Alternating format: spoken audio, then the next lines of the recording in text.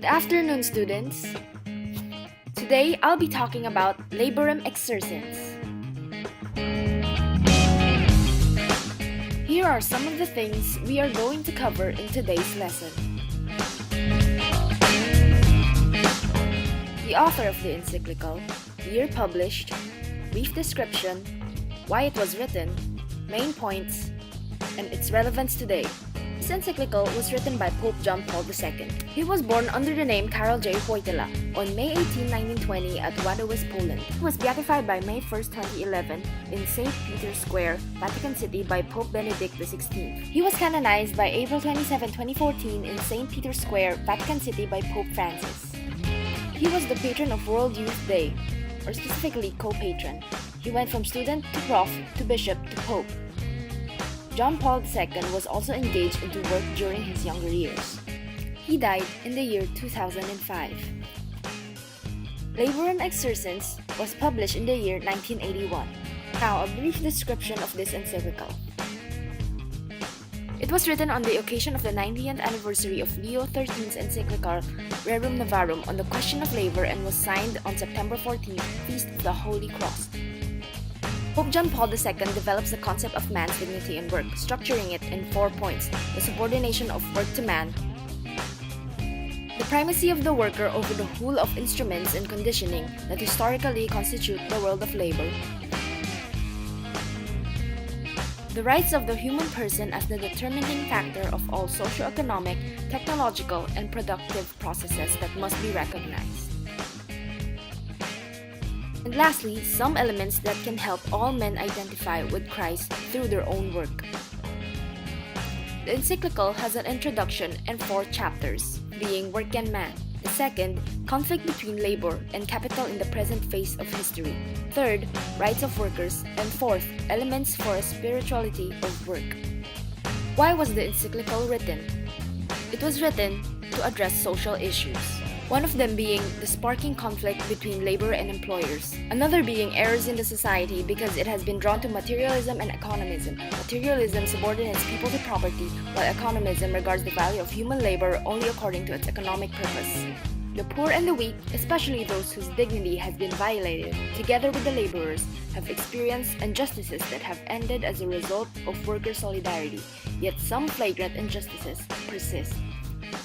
Because of materialism and economism, John Paul recommends instead a philosophy of personalism. Labor takes precedence over capital.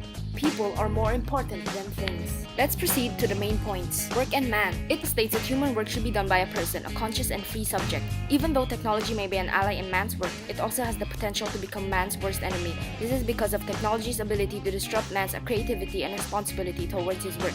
There must be new movements of unity of the workers and with the workers to obtain social justice in different parts of the world. Work is a good thing for mankind since through work, man not only adapts to his own needs but also fulfills a sense of content and belongingness in the world as being more human. Priority of labor over capital. The Pope emphasizes that the essence of work is human labor. Human labor should be given the utmost importance over every element in the process of work. However, human labor is slowly being replaced due to the rapid development of technology, thus violating the dignity of human labor and rendering people to be jobless or unemployed. This is a big problem to the society as it promotes capitalism in the industry rather than giving opportunities for man to work. Society needs to prioritize human labor over capital to prevent a materialistic economism society. Rights of workers. Work is an important element in human life. It is crucial on the survival and lifestyle of a family. However, it is also important that the rights of workers are exercised and employers give just wages and adequate conditions to their employees. The Pope emphasized the need to offer jobs to disabled people and to reevaluation of the role of workers. Man has the right to leave his country to find better living conditions in another. Here are some ways on how to preserve and empower the rights of workers. Conducting a just labor policy in the context of the broader operation of the economy. Finding suitable employment for all who are capable of it. Acting against unemployment in order to avert individual and social disaster. Providing unemployment benefits for the subsistence of unemployed workers and their families. Operating a suitable system of instruction and education for labor market participation. Coordinating employment, wages, infrastructure, and industry policies to ensure a healthy balance of employment and communities. Give leisure time to the workers. Elements for a spirituality of work. The Church considers work as both duty and responsibility to speak out to a person and to form spirituality of work which can help people be together to work and to God. The Christian spirituality of work should be shared by all. Labor is participation in the work of the Creator and the Redeemer. Jesus Christ looks upon work with love because He Himself was a laborer. The importance of laborem exercens today. In recent time, the rights of the workers and the emphasis on the priority of labor over capital are still practiced.